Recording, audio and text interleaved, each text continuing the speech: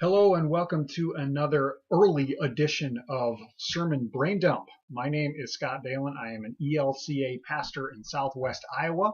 I produce these videos on a weekly basis for a twofold purpose. First of all, to help move my brain away from percolation mode into sermonation mode as I work on preparing the sermon that I will preach to my congregation on Sunday. That is the first reason for it. And the second reason that I produce these videos is just to allow you, the viewer who have stumbled across this video for whatever reason, to gain some further insights into the weekly gospel lesson as dictated by the Revised Common Lectionary. Now, this is a tool, organizational tool, that's used by many different denominations to help organize Scripture into usable passages for worship purposes. And it's divided up over a 3-year cycle. So, this particular Sunday, which is February 15th, 2015, is Transfiguration Sunday. It is also the final Sunday in the season of Epiphany before we move into Lent, and that timing is actually why I'm filming this a day earlier than normal. Normally I do this on Friday. Today is currently Thursday as I'm sitting here filming this, but I am doing so because with Lent starting up next week, Ash Wednesday on this coming Wednesday, so not quite a week from today, I've got an extra sermon to kind of cycle through over the course of a couple of weeks. So kind of moving a little bit earlier than I normally would in kind of shifting forward just to keep my own sanity going as I'm moving into a busy season. So again, a day early. Welcome to Sermon Braindump.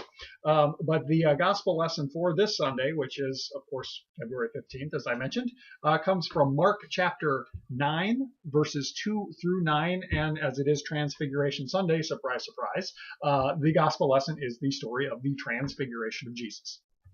We hear, 6 days later, Jesus took with him Peter and James and John and led them up a high mountain apart by themselves, and he was transfigured before them, and his clothes became dazzling white, such as no one on earth could bleach them. And there appeared to them Elijah with Moses, who were talking with Jesus. Then Peter said to Jesus, "Rabbi, it is good for us to be here. Let us make 3 dwellings, one for you, one for Moses, one for Elijah." He did not know what to say, for he was terrified, or they were terrified, not only him, but the other 2 guys as well.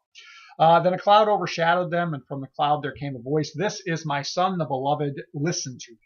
Suddenly, when they looked around, they saw no one with them anymore, only Jesus. As they were coming down the mountain, he ordered them to tell no one about what they had seen until after the Son of Man had risen from the dead. That is the story. Pretty short and distinct. Interesting little contextual thing. We hear at the opening, 6 days later. It's kind of an odd situation for the Gospel of Mark. Usually we hear one thing leads directly into the next thing, which leads directly into the next thing. And we don't typically get this sort of thing. So we ask the question, well, 6 days later than what?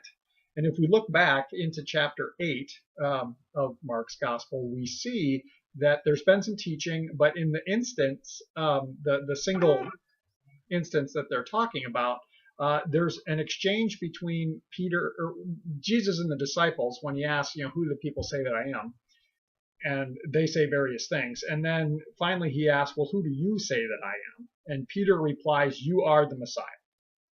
He has this instant of spirit-inspired clarity, names Jesus as the Messiah, and then promptly turns right around and starts bickering with Jesus, of all things. But so that has happened, and now this is 6 days after that. And I think that's an important connection to make, because within this instance, as Peter and along with James and John are invited by Jesus to go up the mountain, I think Jesus knew full well what was going to happen. I think he really did. And I think that this is an answer to that, hey, you're about to catch a glimpse of the truth that you uttered, Peter, that you said Jesus is the Messiah. Well, you're about to see a glimpse of what that really means. So they go up the mount, and there Jesus is transfigured. And we hear that his clothes became dazzling white, whiter than any, well, let's see, here it's dazzling white such as no one on earth could bleach them. The Greek is a little bit more like such as no launderer on earth could make it. And that's all we know about the Transfiguration. Now, the Greek word for Transfiguration is, gosh, I'm blanking on the actual pronunciation of it, but it's the word where we get metamorphosis. So the notion of metamorphosis is a change in appearance, a change in form, just a drastic change. And anyone who's ever seen a caterpillar go through its metamorphosis into a butterfly knows that this is a permanent change. It's not something that goes back. So that raises the question of whatever this change is that Jesus goes through, whatever it is, and we don't know, we don't get those details, not from Mark and not really from Matthew or Luke either.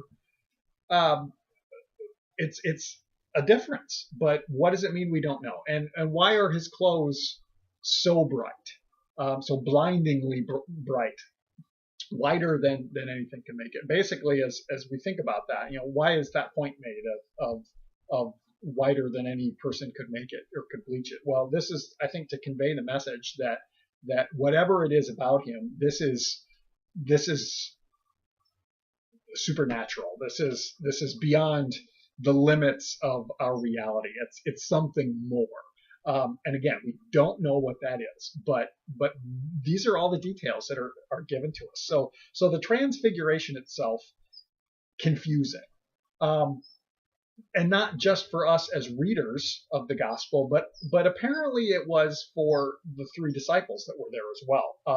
We hear that they're terrified, that they don't know what to say, and Peter, being the typical impulsive one who always has to speak, he spouts off, "Lord, let us.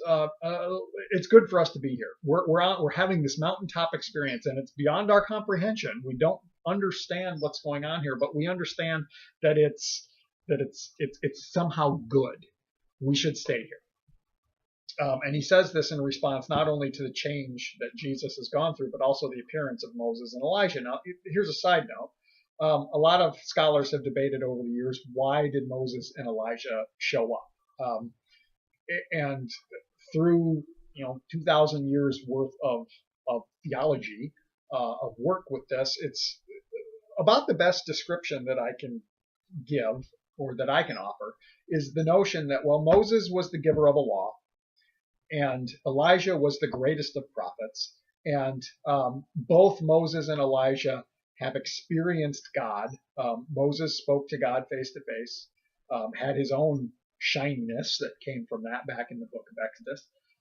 Elijah was the one person who was taken up into heaven alive, within the fiery chariot that took him to heaven. So both of these individuals have experienced God. That's one way of looking at it, but it's just the notion of Moses being the giver of the law and Elijah being the greatest of the prophets. Well, what shapes the Jewish culture and the Jewish religion, at least in Jesus' time, is the law and the prophets. That is their scriptures, through what we call the Old Testament. And it's in conversation with Jesus. Well, that's kind of an interesting notion that we think of the idea that Jesus says that I did not come to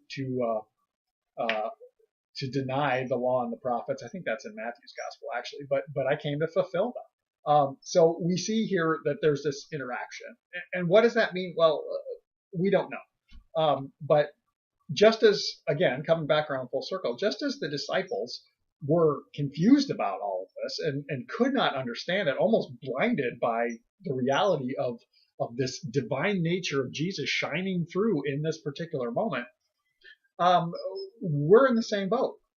Now, it's interesting. Oftentimes, in sermons both that I have preached before and that I've sat through and listened to on the Transfiguration, whether it's here in Mark or in one of the other Gospels, a lot of times preachers will try and explain it away and help the listeners to gain a better comprehension of just what's going on here. And maybe just like the disciples were confused by it and couldn't make heads or tails of it, maybe it's okay that we just marvel at what had happened, that somehow this ultimate divine nature overshadowed the human nature of Jesus, which both existed at the same time and became blindingly visible, confusingly so. I think I'm probably going to go that direction with the sermon, of just kind of talking about that, or acknowledging that hey, we don't understand what was going on, and that's okay, because the divine goes beyond our comprehension, and we kind of see a glimpse of that here. Now, what's interesting is so Jesus makes, or this all happens, and my apologies, I'm kind of scattered, I'm kind of bouncing all over here, but it's kind of an exciting passage for me. So, but the transfiguration happens. Moses and Elijah show up. Peter, confused, along with the other guy, says, "Hey, Jesus, let's stay here. It's good for us to be here. I'll make 3 tents, one for each of you." And then it seems almost the instant that Peter makes this statement, almost perhaps interrupting him, this cloud envelops them, and I can only imagine that it's the thickest fog ever. Probably couldn't see your hand in front of your face. And from within the cloud, the voice of God speaks, "This is my son, the beloved, listen to him." And then they're terrified and they fall on the ground, and then the cloud lifts and they look around and the other 2 guys are gone and there's only Jesus with him. Now, does he still look transfigured? Maybe, we don't know. Has he gone back to looking human again? Maybe, again, we don't know. We're not given those details. But throughout all of this, Jesus is with them and remains with them, and he tells them, God said, "Hey, listen to him." Well, what's the first thing Jesus says? He says, "Don't tell anybody about this until the Son of Man has risen from the dead." Why? Why does he tell them that? And we've kind of bumped into this in past videos. Here in Mark, they call it the messianic secret. Jesus never seems to want to let anybody talk about what they've experienced, and we don't quite get why. But we think about this notion that the divine has shown into our reality in this instant, however that appeared, however it was experienced by the disciples, and they can't make heads or tails of it until such time as Jesus has risen from the dead. So think about this, that the divine enters our reality. God has set aside his divinity, taken on human form, taken on flesh, become human, and entered into our reality. And this is a God who will be seen. If nothing else, the Transfiguration shows us that the divine will shine through. But we find that the divine is just too much for us to comprehend. It's blinding to us, just like staring off into a sunrise as it comes up, and you can't see anything. Worst time in the world to drive if you're heading east. It seems to be the same situation here, but for Jesus to put it in the context of don't talk about this until after I have risen from the dead, helps us to see that this God who will be seen, this God who will be revealed, is revealed in the worst possible context for us. And that's not in plain sight on top of the mountain. God is revealed through Jesus hanging on that cross. God is revealed as God dies, showing us the extent that God will go in order to be in relationship with us. I think that's why Jesus says, don't talk about this until I have raised from the dead, because then you'll truly understand the lengths that God is going to for you. One final last kind of parting point is just the notion that kind of backing up to, when they looked around, they saw no one with them, only Jesus. Jesus has been with them through this experience. He remains with them in the future. And even after death, he comes back to remain with them, or to be with them. And this gives us the notion that we have a God who will walk through the difficult stuff with us, who will go to any length, even to the point of death, even to the point of his own death. That's how far God will go to us. To be with us. That's what's going on in this passage, at least this particular week and year as I'm preparing to preach on it. That's kind of what comes to mind. The glorious thing about the scriptures is it can tell us one thing, and then God will reveal something completely new and different through it the next time we come back to it. If you have any thoughts or comments or questions of your own based on this passage, by all means, please pop them down in the comment section. I'd love to hear from you when those comments show up and just engage with you through that conversation or continue that conversation. Otherwise, if you want to continue the conversation in a different manner, hit me up on social media. I'm available in a lot of different ways: Facebook, Twitter, Snapchat, Instagram. I'm on all of those. So just search for me, search for Scott Dalen, and you'll probably find me on there. Otherwise, I hope you have a blessed week. Again, as we move into Lent, that dark season that leads us towards the cross, where we will find Jesus hanging in a few short weeks. So God bless, and have a blessed week.